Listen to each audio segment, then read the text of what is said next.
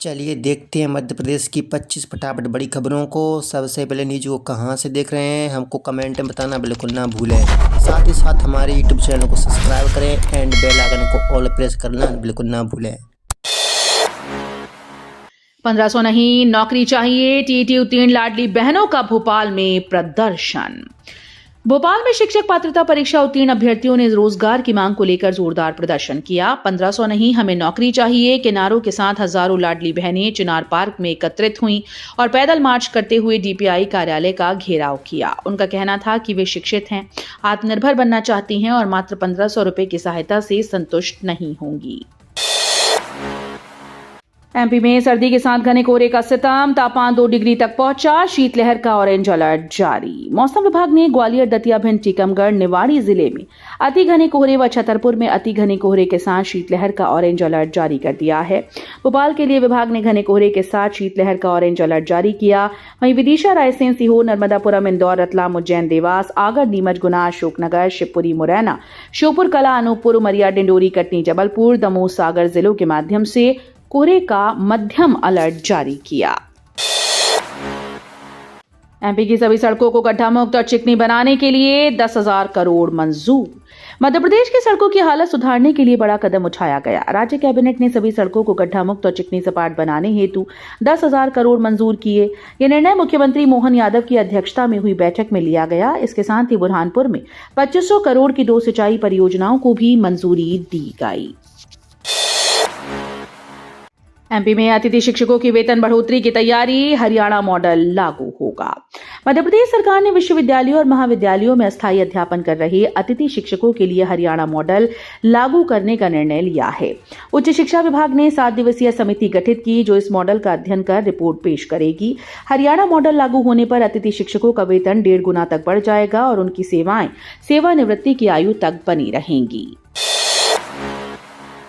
Promotion में आरक्षण मामले की अगली सुनवाई 13 जनवरी को। हाईकोर्ट में अजॉक्स ने रखा पक्ष। हाईकोर्ट में मंगलवार को मध्य प्रदेश कर्मचारियों को प्रमोशन में आरक्षण देने के नियम को चुनौती देने वाले मामले की सुनवाई हुई। मुख्य न्यायाधीश संजीव सचदेवा और न्यायमूर्ति विनय सर्राफ की युगलपीठ के सामने अजॉक्स ने सुप्रीम कोर्ट के कई नए न्याय संगत दृष्टांतों का हवाला देते हुए 1.5 घंटे तक दलीलें पेश की। अदालत ने मामले की अगली सुनवाई 13 जनवरी को तय की है। एमपी बोर्ड परीक्षा में दिव्यांग विद्यार्थियों के लिए अलग लेखक और 2 पर्यवेक्षक होंगी।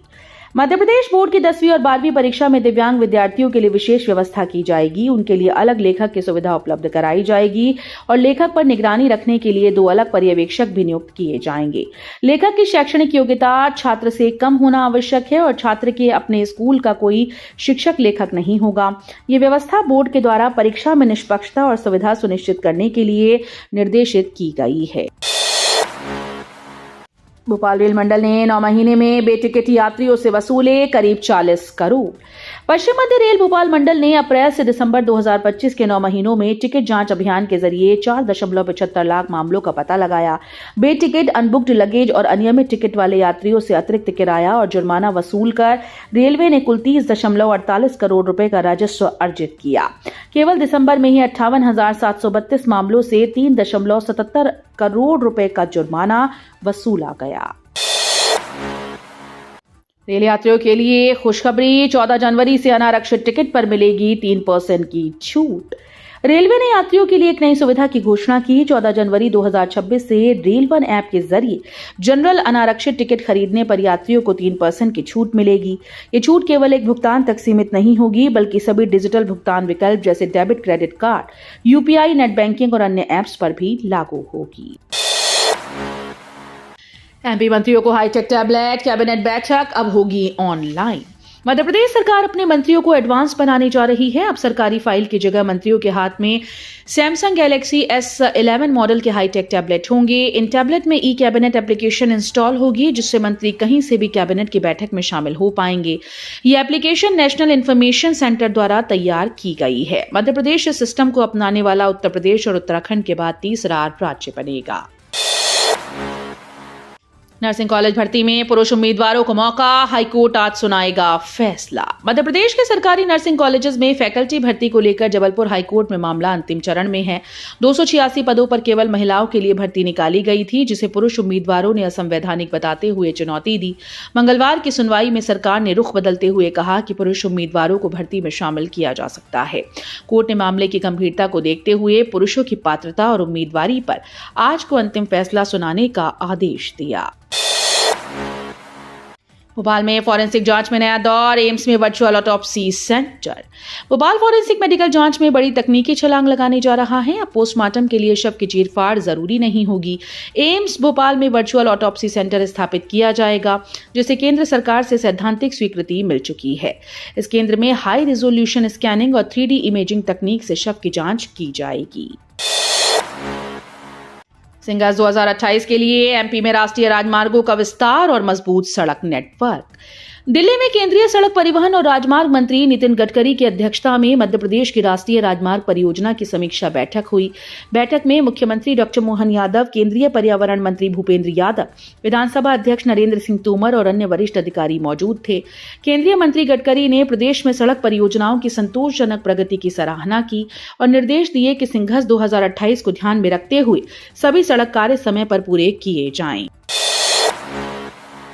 एमपी पुलिस महकमे में बड़ा फेरबदल, 56 पुलिसकर्मी नई पोस्टिंग। मध्य प्रदेश के सतना जिले की पुलिस व्यवस्था में सुधार और कसावट लाने के लिए बड़ा फेरबदल किया गया। एसपी हंसराज ने जिले के थानों, चौकियों और शाखाओं में पदस्थ 56 पुलिसकर्मियों के तबादले किए। इसमें एसआई, एएसआई, हेड कांस्टेबल और कांस्टेबल शामिल हैं। कई कर्मचारियों को पुलिस लाइन, यातायात शाखा, महिला थाना, अजाग कंट्रोल रूम, साइबर सेल और विभिन्न थानों में नई पोस्टिंग दी गई। भोपाल में 2000 शिक्षक अभ्यर्थी प्रदर्शन, खाली पद और भर्ती कम पर जताई नाराजगी।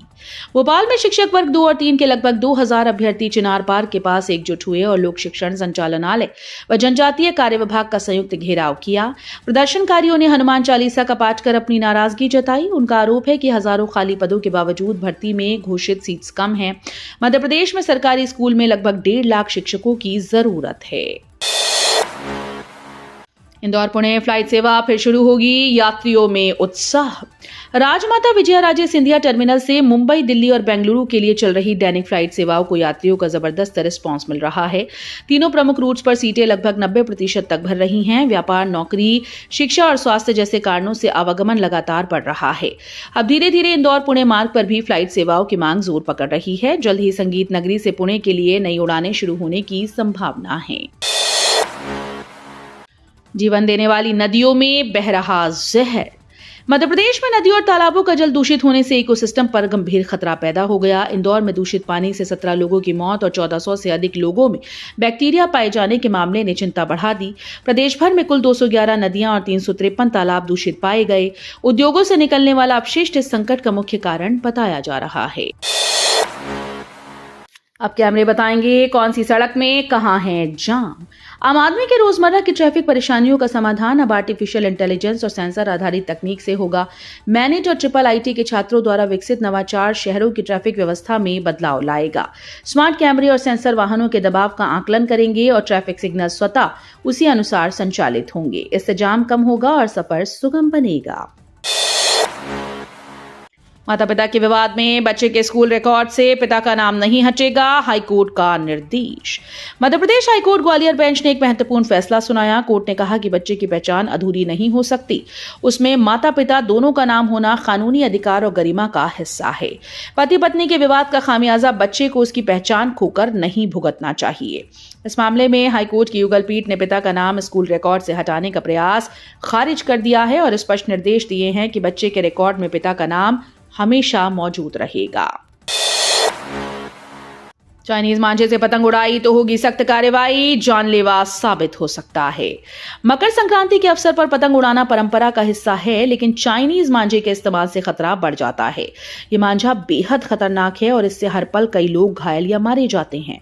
विशेषकर 2 पहिया वाहन चालकों के लिए ये जानलेवा हो सकता है।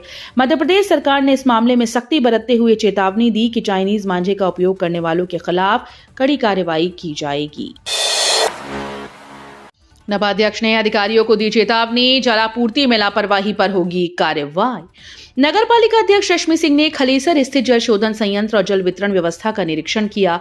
निरीक्षण में मुख्य नगर पालिका अधिकारी किशन सिंह ठाकुर और उपयंत्री देव कुमार गुप्ता भी मौजूद रहे। अध्यक्ष ने संयंत्र की मशीनों, जल गुणवत्ता, टंकियों और पाइपलाइन वितरण का गहन अवलोकन किया। दमोह के पथरिया में 152 करोड़ की परियोजना। दमोह के पथरिया नगर में भारी वाहनों की आवाजाही और लंबी जाम की समस्या जल्द खत्म होने वाली है। पथरिया विधायक लखन पटेल ने 152 करोड़ रुपए की परियोजना की मंजूरी दिलाई है। इस निवेश के तहत नगर में रिंग रोड और 2 फ्लाईओवर बनाए जाएंगे। इस कदम से शहरवासियों को लंबे जाम से राहत मिलेगी और सुरक्षित आवाजाही सुनिश्चित होगी। मंत्री पटेल के अनुसार ये परियोजना पथरिया के यातायात दबाव को कम करने और शहर के बुनियादी ढांचे को मजबूत करने की दिशा में अहम कदम है। मध्य प्रदेश पुलिसिंग को राष्ट्रीय सम्मान, डीजीपी कैलाश मकवाणा को मिला Heartfulness change maker award. Madhya Pradesh police ने मानसिक स्वास्थ्य, तनाव प्रबंधन और संवेदनशील पुलिसिंग को सुदृढ़ करने के लिए डीजीपी कैलाश मकवाणा को प्रथम हार्टफुलनेस चेंज मेकर अवार्ड से सम्मानित किया। ये पुरस्कार 21 दिसंबर को हैदराबाद स्थित कान्हा शांति वनम में भारत के उपराष्ट्रपति की उपस्थिति में हार्टफुलनेस संस्था द्वारा घोषित किया गया था। मंगलवार को पुलिस मुख्यालय में संस्था के प्रतिनिधि और आईजी रुचिवर्धन ने डीजीपी मकवाणा को ये सम्मान प्रदान किया। भोपाल में धरना प्रदर्शन पर पाबंदी, सरकारी संपत्ति को नुकसान पर भरना होगा हर्जाना। भोपाल पुलिस ने शहर में धरना प्रदर्शन, पुतला दहन आंदोलन, जुलूस के दौरान किसी भी प्रकार के नुकसान के लिए आयोजकों को जिम्मेदार ठहराया। बिना सरकारी अनुमति के किसी भी रैली, आम सभा, पुतला दहन या सरकारी भवन के घेराव पर पूरी तरह पाबंदी है। पुलिस कमिश्नर हरि नारायण चारी मिश्रा ने भारतीय नागरिक सुरक्षा संहिता की धारा 163 के तहत यह आदेश जारी किए। धार की भोजशाला में बसंत पंचमी पर पूजा सुरक्षित रखने की तैयारी। धार की भोजशाला में हर साल बसंत पंचमी पर महाराजा भोज स्मृति बसंतोत्सव समिति द्वारा उत्सव मनाया जाता है। सरकारी आदेश के अनुसार हर शुक्रवार मुस्लिम समाज को नमाज और हिंदू समाज को मंगलवार व बसंत पंचमी को पूजा की अनुमति दी जाती है। इस बार बसंत पंचमी शुक्रवार को पड़ रही है, जिससे विवाद की संभावना बनी हुई है। समिति ने स्पष्ट किया कि पूजा खंडित नहीं होनी चाहिए। धार प्रशासन ने इस स्थिति को लेकर रणनीति बनाना शुरू कर दिया है। भोपाल एयरपोर्ट पर कोहरे से उड़ानों में अस्थायी रुकावट, 22 उड़ानें सुरक्षित संचालित। भोपाल एयरपोर्ट पर घने कोहरे के कारण दृश्यता केवल 100 मीटर तक रह गई, जबकि रनवे विजिबिलिटी रेंज 150 से 250 मीटर रही। इससे कुछ समय के लिए फ्लाइट संचालन प्रभावित हुआ और इंडिगो की पुणे फ्लाइट रद्द करनी पड़ी। आईएमजी, एयर ट्रैफिक कंट्रोल और एयरलाइंस ने लगातार समन्वय बनाए रखा। वीडियो अच्छी लगी तो वीडियो करिए लाइक एंड चैनल को सब्सक्राइब कर बेल आइकन को और प्रेस कर लीजिएगा।